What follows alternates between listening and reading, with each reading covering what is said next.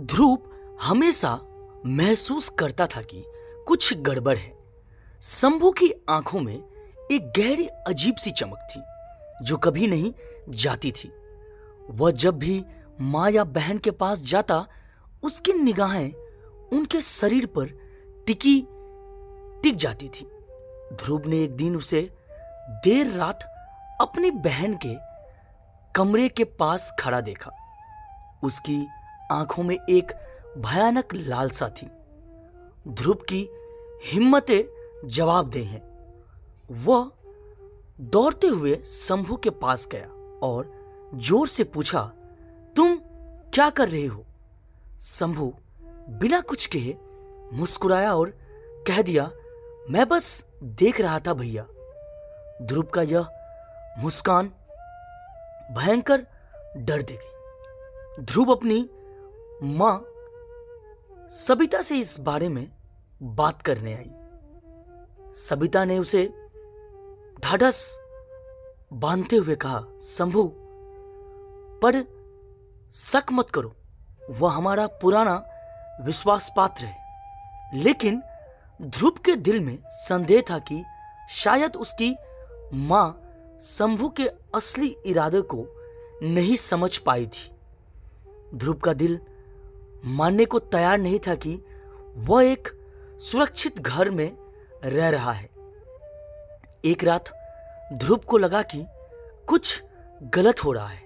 वह चुपचाप घर के आंगन से होते हुए स्टोर रूम की ओर बढ़ा। रूम के अंदर एक पुरानी लकड़ी की अलमारी से कुछ आवाजें आ रही थी। ध्रुव ने दरवाजा हल्का सा खोला और देखा कि शंभू कुछ गहनों का डिब्बा और एक कटा फटा डायरी वहां रख रहा था। ध्रुव ने धीरे से पूछा, यह क्या है? शंभू के चेहरे पर एक डरावनी मुस्कान आ गई और उसने कहा, तुम नहीं समझोगे भैया। ध्रुव का दिल अब डर से भर गया। वह जानता था कि शंभू कुछ छिपा रहा था। गुरप्रीत, ध्रुव की छोटी बहन, एक दिन घर में अकेली थी। उसने ध्रुव को बताया कि शंभू ने उसे घूरा और उसके पास आने की कोशिश की। गुरप्रीत की आंखों में डर था। वह बहुत करीब आ रहा था। भाई, मुझे डर लगता है। यह सुनकर ध्रुव का खून खौल उठा। लेकिन मां ने कहा, तुम दोनों का भ्रम है, वह ऐसा नहीं कर सकता। ध्रुव की चिंता और बढ़ गई, लेकिन वह इस मामले को हल्के में नहीं ले सकता था। ध्रुव ने शंभू के बारे में और जांच की। उसने शंभू को एक दिन चुपके से फोन करते हुए सुना, यह सब जल्दी खत्म हो जाएगा, हम अपना काम कर रहे हैं, उसने फोन पर कहा। ध्रुव को यह सुनकर जैसे करंट लग गया। क्या यह आदमी सच में इतना खतरनाक था? क्या वह किसी गिरोह का हिस्सा था? ध्रुव ने शंभू की हर हरकत पर नजर रखनी शुरू कर दी।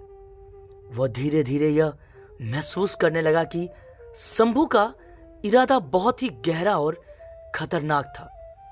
एक रात ध्रुव ने शंभू को एक अजीब कार्य करते हुए देखा। वह देर रात अपने कमरे में बैठकर कुछ लिख रहा था और जब ध्रुव ने झांक कर देखा तो पाया कि वह घर की महिलाओं के बारे में हर छोटी छोटी जानकारी लिख रहा था। शंभू की नजरें हमेशा उनके शरीर पर और व्यक्तिगत चीजों पर होती थी।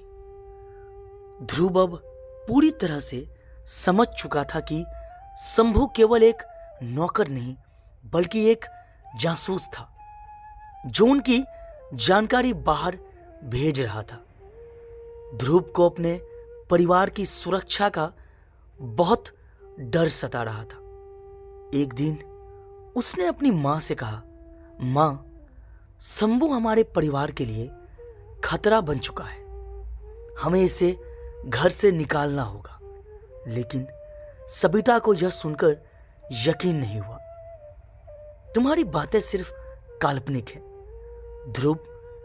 लेकिन ध्रुव को महसूस हुआ कि अगर वह कुछ नहीं करता तो वह कभी भी अपनी मां और बहन को बचा नहीं पाएगा। एक रात ध्रुव ने देखा कि शंभू सबिता के कमरे में घुसने की कोशिश कर रहा था। ध्रुव ने तुरंत शंभू का सामान लिया और उसे अपनी मां और बहन की सुरक्षा की कीमत समझाई। शंभू ने चाकू निकाला और कहा, तुम्हारा काम खत्म कर दूंगा। ध्रुव ने पूरी ताकत से उसे धक्का दिया और शंभू गिरकर बेहोश हो गया। ध्रुव ने पुलिस को सूचित किया और शंभू को गिरफ्तार कर लिया गया। पुलिस ने शंभू के फोन और दस्तावेजों से यह साबित किया कि वह एक संगठित गिरोह का हिस्सा था। गिरोह महिलाओं और संपत्ति के बारे में जानकारी जुटाता था और फिर उनका शोषण करता था। ध्रुव के परिवार ने राहत की सांस ली, लेकिन उसकी मानसिक स्थिति खराब हो गई थी। उसे यह समझ में आया कि कभी भी किसी पर पूरा भरोसा नहीं किया जा सकता। कहानी का अंत एक गहरे सबक के साथ होता है। ध्रुव जानता था कि वह अब पहले जैसा शांतिपूर्ण जीवन नहीं जी सकता, लेकिन उसने यह तय किया कि वह अपनी मां और बहन को हमेशा सुरक्षित रखेगा। उसके भीतर एक नया साहस और जिम्मेदारी का एहसास जगा था।